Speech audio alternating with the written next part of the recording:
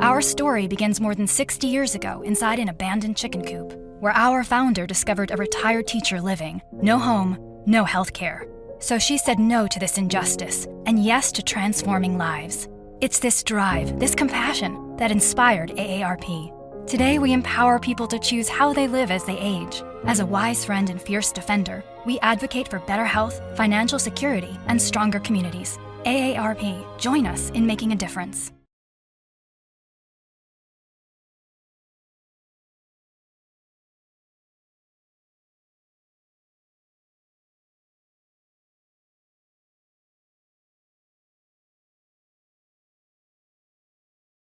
Hello and welcome to Dr. Mark DeBrincat, also known as the Good News Doctor. It is a program that's given to you and sponsored by AARP and presented by the Joshua Evangelization Group, also known as JAG. I am Grace Calvello-Rustia, the Associate State Director for AARP, and we are here to talk about spiritual wellness, finding balance, and inner peace.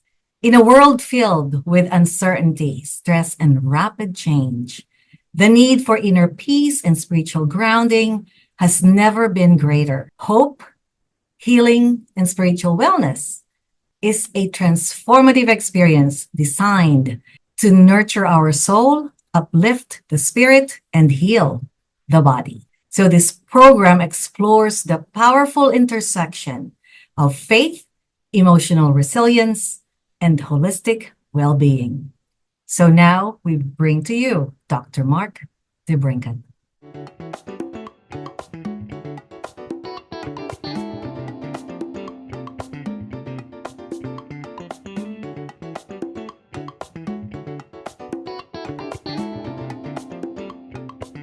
Hello, my friends.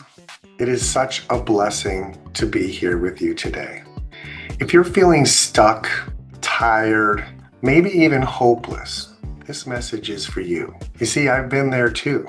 Years ago, after my spinal injury, when I was told I may never walk again, I fought really hard for a lot of years to try to change that opinion. And then my spirit was wounded, and I believed that. And I went into a deep valley of sadness and despair. I thought I was hopeless. But then I realized that my body is always making new cells. And so what if the next version of my new cell is better than this one that's disabled?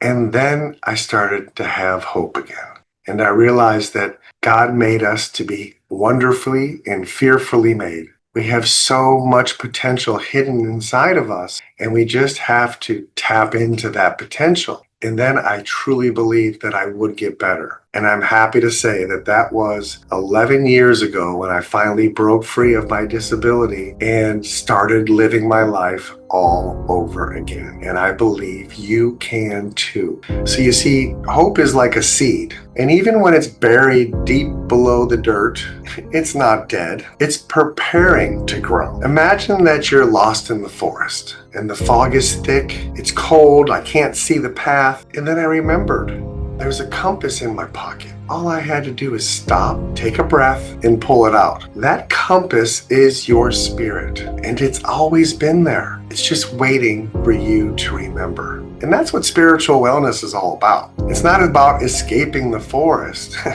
It's about remembering that you were born with a light inside of you to find your way home. So spiritual wellness isn't about religion, although that can be very powerful. It's about connection to your purpose, connection to people, and connection to peace. See, when that connection fades, it's like a radio station stuck between two signals. It's just static and noise. But when we tune in, oh my goodness, the music comes back. It's beautiful, it's familiar, and it's alive. Your soul is like a lighthouse. The storms may rage, but the light never stops shining. It's truly sometimes all we need to do is to turn it back on. So here's another way to see it.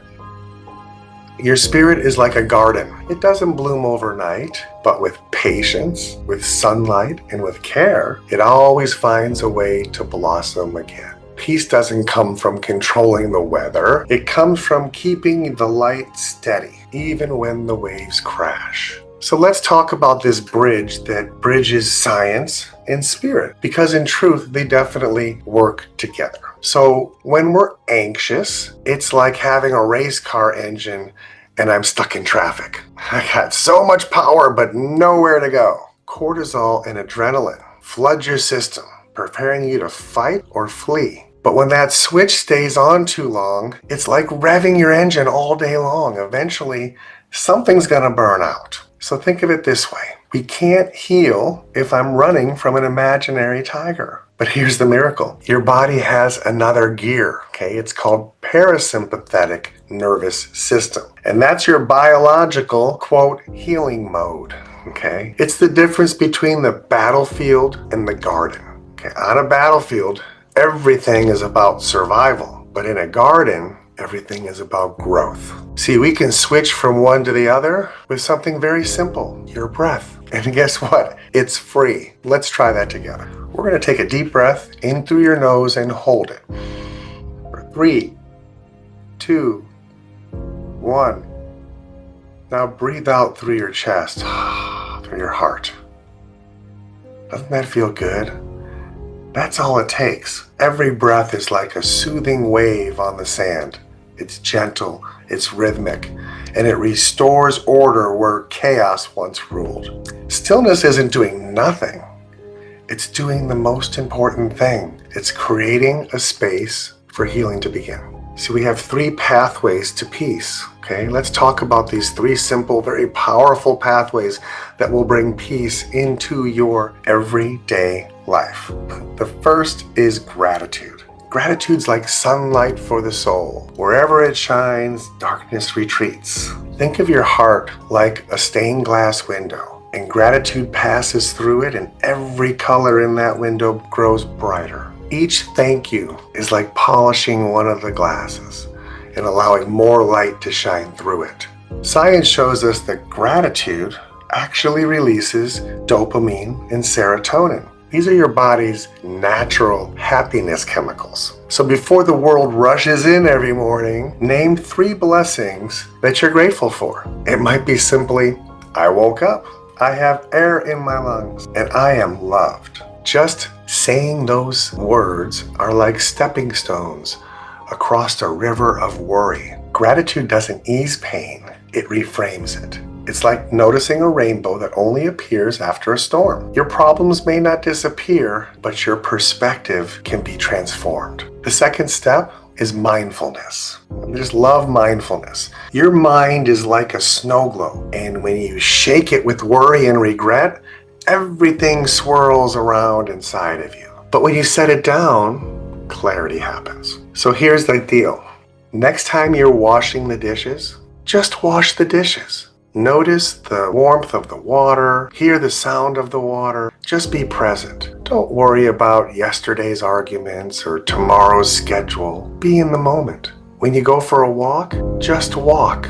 Be present, listen to the birds in the air, feel the breeze on your body, and just be in the moment. It may be difficult for some of us to do because we spend so much of our time worrying about tomorrow and regrets from yesterday, and we fail to see the present, which is right here, right now. Each act of attention is a prayer in motion. Mindfulness isn't about just sitting still for hours. It's about being fully here for whatever amount of time you are. Being present in conversations with people. Don't be thinking about what you're going to say as soon as they stop talking. Don't be thinking about other things that you can compare yourself to that they just said, that you've done that and better. Just be in the moment with that person and be still. Science shows us that mindfulness quiets the brain's fear centers and strengthens our calm centers. What a concept. Every moment of presence is like a note in a song. Alone, it seems small, just a note, but together they can frame the most beautiful music. So spirituality and mindfulness is the art of hearing God's whisper through the noise of the world. And you're only going to hear that if you take time to be still and slow down. Peace doesn't live in the past. Peace doesn't live in the future. It lives in the present and in our breath, okay? It's that subtle pause between breaths that we're going to find that peace. And the third step is connection and purpose. Purpose is like oxygen for your soul. You can't share it until you breathe it in yourself. When we serve others, we remember why we're still here. In fact, that's my greatest joy ever, is being able to serve others and see them find their amazing breakthrough that they've been looking for, that they may have once thought didn't exist and wasn't gonna happen. The truth of life is that the more light that you share, the brighter your world becomes. It's just that simple. One of my patients, James, had a stroke. He completely felt useless. Then all of a sudden, he started to record daily voice messages of encouragement to his grandkids. Well, guess what? Within a few weeks, his speech improved. The doctors were amazed. Why did this happen? Well, because purpose reawakens the body, and service releases oxytocin, which is a bonding hormone that reduces pain and boosts our immunity. So think of it like this. Connection is medicine. Emotional, spiritual, biological. We're all threads in this divine tapestry. And when one single thread shines, it brightens up the entire pattern for everyone to see. So here's the good news. The autumn of your life can be the most colorful season ever. Trees don't stop growing because the air gets cold. In fact, autumn is when they reveal their most brightest colors. So you have literally gathered decades of wisdom, of love, and strength. That's your harvest. So for the next 7 days, try one act of peace each day. Write down gratitudes, things that you're grateful for, before reacting to somebody or some news. Tell yourself that I don't have all the facts, so I'm not going to let myself feel any kind of way about this until I get more information. So many of us hear a little fact and jump to the worst case scenario and let it get us all riled up and into that sympathetic mode. I've found a lot of peace in not reacting, taking a deep breath and saying, I'm not going to let myself feel any kind of way about this until I see all the facts. Because by then, most likely I'll already have a solution, and I don't hijack my body in stressful hormones that could take hours to get rid of. So call somebody. Another step that you can do this week to find peace. Call a friend you haven't talked to in a while. Let them know that you just wanted to say hi, you were thinking about them. It's amazing how that connection, that little touch, that little 5-minute conversation could literally be the best part of your friend's day. And what good would that have been if I had the inkling to do it and then never did, made up some kind of excuse? Life is too short. We need to reach out and touch the people that we love and let them know that we're loved. And this will make the world such a better place, because each of these small acts that we do, it's like a pebble being dropped into still water. Just watch the ripples of healing spread outward, because peace isn't something we find. It's something we uncover when we quiet the noise and we listen to the whisper of our soul. It's then you're going to find answers to things that you've been looking for. Your body and your spirit were designed to heal. You just have to give them permission. All right, doctor, that was really compelling. I hope that all of you were touched with what you have heard, and I certainly was. So if you don't mind, as always, we welcome our viewers to put on their questions. Well, we cannot wait anymore because the first question came in. So if you don't mind, I'll ask the question, and then that'd be great. That would be fantastic. So the first question says, I've been through so much loss that I don't even know what joy feels like anymore. Where do I start? Well, first of all, I want you to know that it's okay. When we've been through some deep pain and hurt, the nervous system often forgets what it feels like to feel joy, because you've been trapped in this sympathetic nervous system overload, survival mode for so long. So the first step isn't to try to chase joy or chase happiness. It's to create safety. Breathe. Just take a walk outside. Enjoy some sunlight. Have gratitude. Be grateful for anything. Just one thing, like I have breath in my lung. This begins to rewire your brain for hope again. So you don't have to feel joy to start healing. Joy is going to happen when you make space for it to return. Remember, people spend so much time worried about the future and worried about the past, and you're missing the present. The present is where we're going to find that joy. So here we have another question. My life is chaos. Oh, kids, bills, stress. How can I realistically find peace in the middle of all that? This I would like to hear an answer, Doc. Well, the first thing that comes to mind is that peace isn't an absence of noise. It's learning to find calm within it. Being present, nobody can make you feel any kind of way unless you let them. You can always change your environment, but you can't change your state.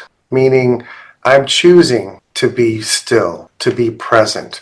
Every time you feel overwhelmed, just stop and take a mindful breath. In through your nose, hold it for a few seconds, out through your heart.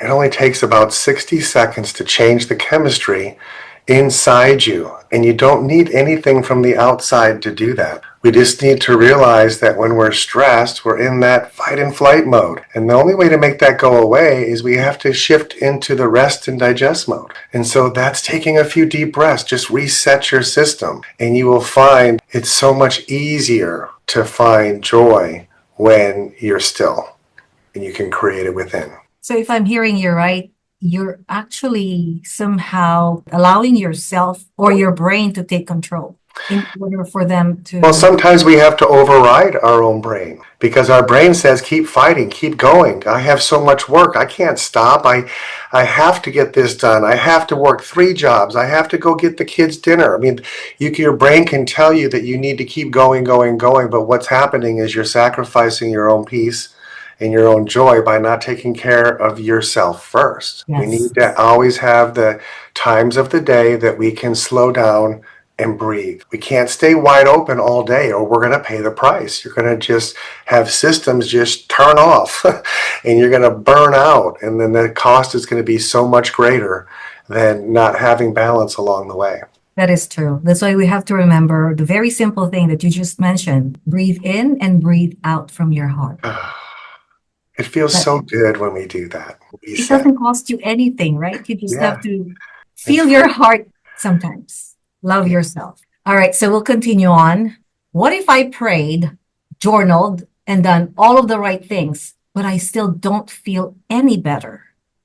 Well, I say you wouldn't be alone. There's a lot of people praying and waiting and thinking that nothing's really happening.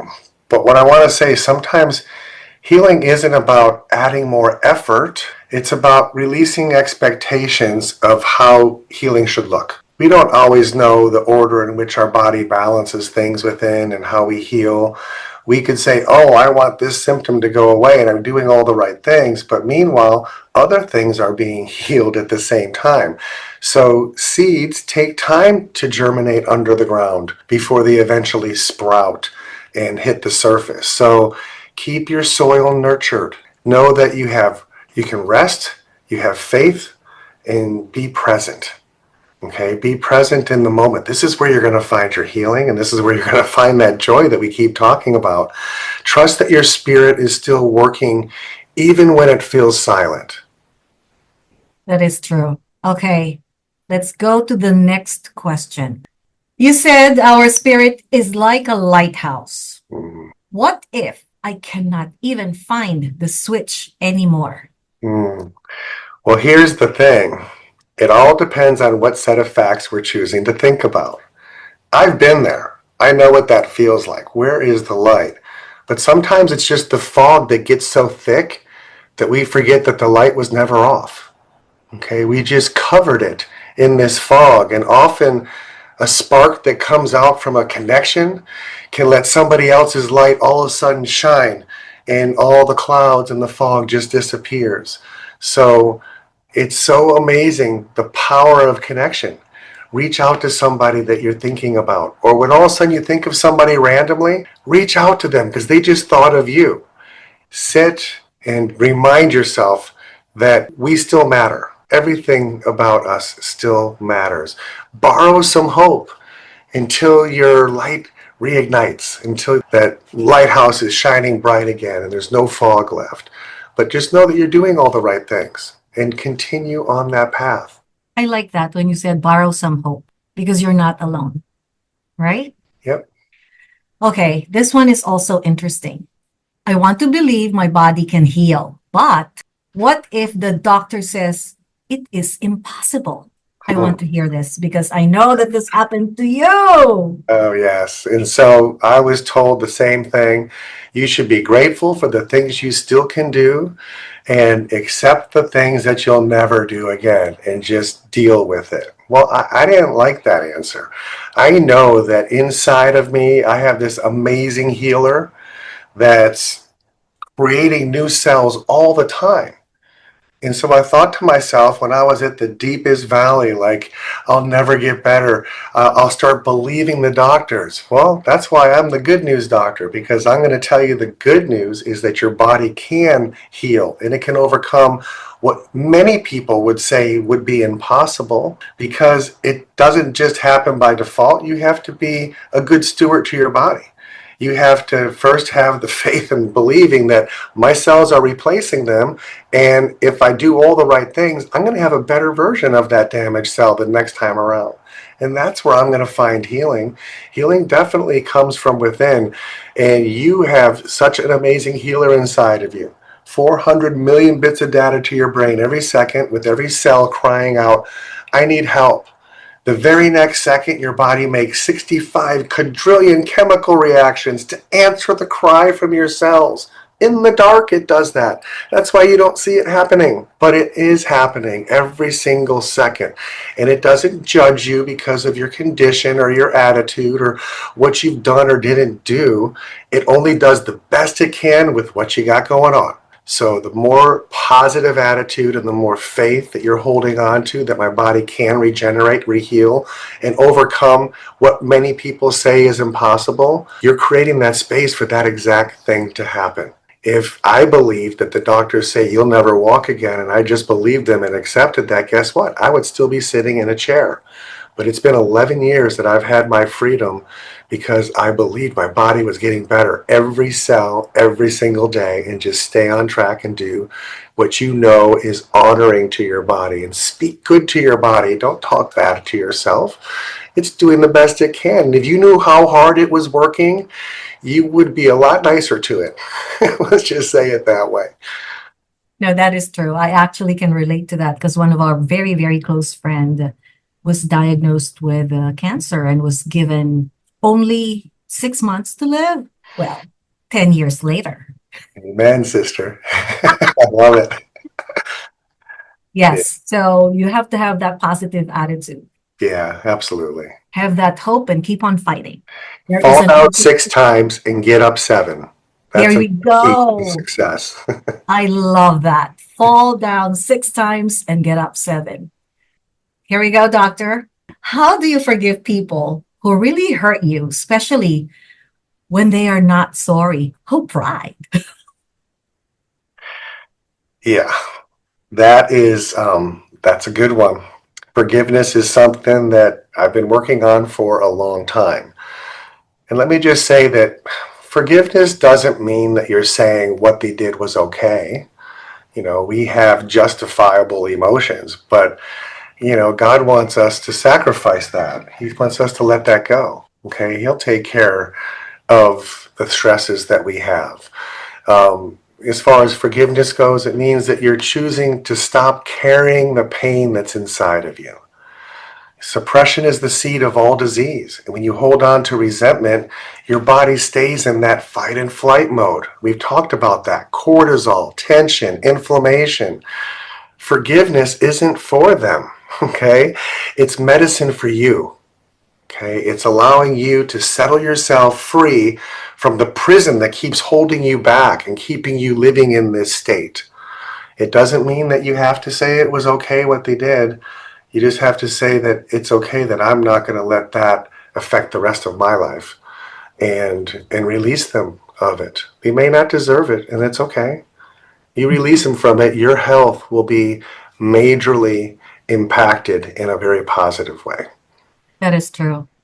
Nobody can make you feel any kind of way unless you let them. Or else your body will suffer. Well, we think about every situation. I'm looking at the glass half empty, and there's truth to that. It's missing. Half the water is missing, and that's a negative truth. But somebody could say it's half full, and that's a positive way of looking at the exact same thing. Or the glass is completely full, half air, half water. That doesn't mean either of those statements were not true. We can choose which one we want to focus on, and I choose to focus on the positive one because it's the lighter way of seeing the same exact situation, but it's going to make my body feel a lot better inside in the long run than if I just stay focusing on negativity. It's out there. You can find it and it's real. But really, does it deserve our attention? And does it deserve to hold so much space in our head and in our heart? No, there's no room for that. We are beings of light. We want love, joy, and positive energy surrounding us at all times. And we can choose to create that space wherever we go, even in the chaos of the noise and the bills and the kids and all of these things that we have to deal with and say, this is just stress. Well, you're choosing to call it stress. This is a challenge, and I love challenges, and I'm going to overcome every single one of them. And I am a certified optimist. I've always told myself that, and I used to have it on my business card. I have to put that in my brain. I Yeah. am a certified optimist, You bet. so that my brain cells will always heal. Right. All right, so we'll continue on. So this is another interesting question. You mentioned gratitude. So honestly, I don't feel grateful or for anything right now. How do I start when life feels unfair? Don't we always say that? Life is so unfair. Yeah. Well, I would say start small. Okay. Gratitude doesn't deny pain, it coexists with it. Even in darkness, there's always a flicker. Okay. I'm breathing. I have a second chance today. I am going to get better. My brain does know the size of my gratitude, only the signal. Yeah. Little steps. Just one little step every single day. It's going to start to build up and create this snowball effect. Positive thoughts, grab more positive thoughts. Negative thoughts, grab more negative ones. So be careful which ones you're thinking of because it's going to draw not just more thoughts, but people and circumstances and everything towards you depending on where you're focusing. Okay, so I say focus on the positive and surround myself with positive people that are encouraging and uplifting. And maybe if they aren't, they will be once I encourage and uplift them. Okay, it's a two-way street. It's not just receive. You have to give joy and give love and let people know that you do care. And just that little act of saying something nice or touching somebody as you're walking through your house. Don't walk past your spouse and just because you're in the same room coexisting. Every time you walk through that room, you just touch her. You just touch him and say hi. And just that touch makes such a difference and can change all the energy in your relationships. And so we did that with our kids. We never walked through the room without touching them, let them know how much we love them. They're just playing and they're independently doing their thing, but it's just a touch. One little small step makes a forever impact. They remember that. They remember feeling so loved and so connected to us their whole lives. And it was because we took a conscious effort to make a point, to reach out, to make that call, to make that touch, to go the extra mile. It takes intention to find joy with people and connection. It's not just a one-way street. People will be tired of. They're the ones always calling you to ask you to do something, and you never reach back out to them. That is really good. That is really nice. Here we go. Here's the next question. Does finding peace mean I stop caring about what's happening in the world? Oh gosh, no, not at all. Peace doesn't mean you close your eyes. It means you open your eyes and open your heart without being consumed by fear. Okay? You can still care deeply and act powerfully, but from a calm place, not chaos. The world needs peaceful warriors, not anxious ones, right? When your inner world is steady, your outer world becomes stronger. That is true. So let me get to this other question. I am very interested because I actually had a friend who just asked me this question. So I can relate and I want to hear what your answer is. How Okay. do I reconnect with purpose when I feel like I've already missed my chance? Mm. Well, what I first would like to say is that purpose doesn't expire. Okay. It evolves. Maybe the version of purpose you had before no longer fits with what's going on with you now or who you want to become. And that's okay. Just start by asking, who can I serve? What can I learn in this situation? Often your pain becomes your platform, and sometimes the mission isn't about starting over, it's about starting from here. Everything that's happened in your life was precisely designed to get you exactly where you're at today. And if you're not in a good place today, then we need to start doing different things to find a different place. Insanity is doing the same thing over and over again and thinking that it's going to change. And it won't. We evolve as people, we mature as we age. Hopefully, we're responsible for more things and more people. And so it takes more effort to maintain all the right attitudes, the right behaviors, and be that light for other people. When people think of us, we want them to think of, oh, I love being around them. They always bring me so much joy. They're always so happy. I've never seen him lose his cool. I've never seen them really, really upset. Not that they don't get that way.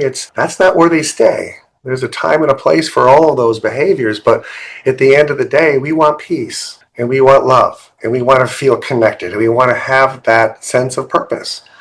And your purpose will change from time to time, but when you truly find it, it's amazing because then everything you do doesn't seem like work or labor or a task I'm having to serve.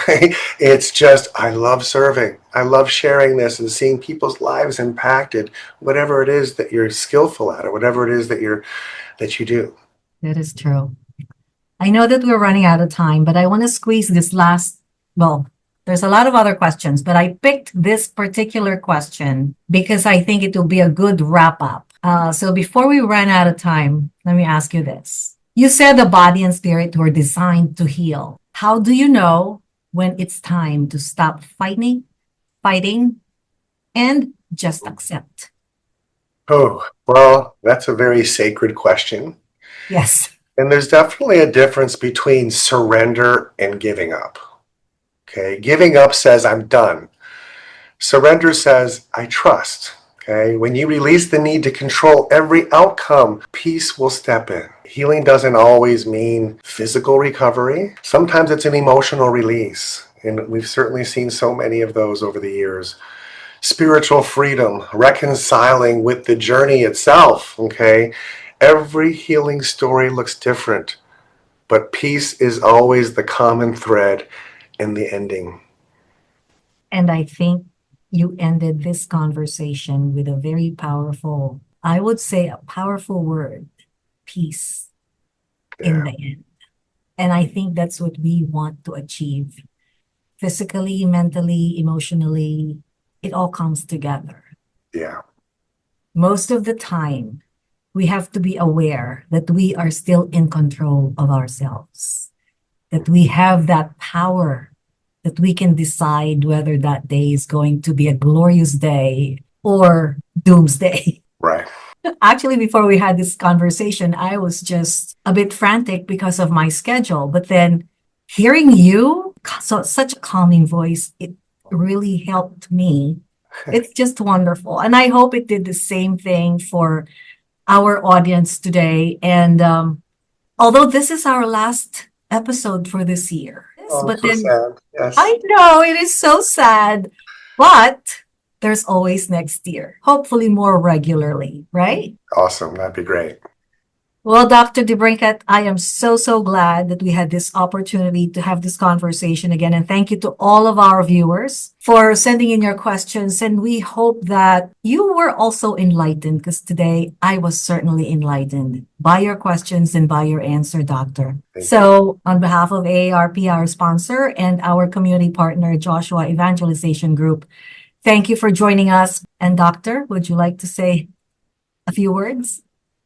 Well, I just appreciate more than anything you giving me the opportunity to join you within your own home and speak some truth to you about how wonderfully our bodies are made and how we can work with our body and see amazing changes happen.